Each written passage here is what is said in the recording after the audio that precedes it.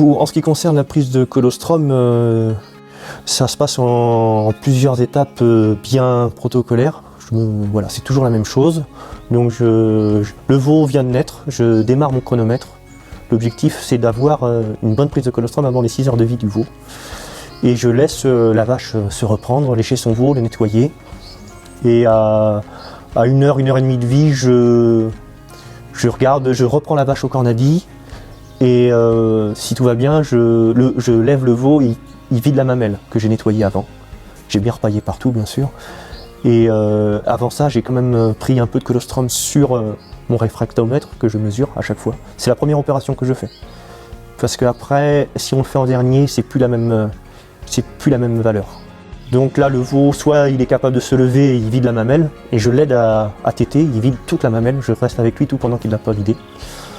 Si ça peut pas, je tire la vache et je donne au biberon. Et si ça veut toujours pas, c'est la sonde. Mais il l'aura de toute façon. Et donc là, on est à 1 heure, 1 heure et demie de vie du veau.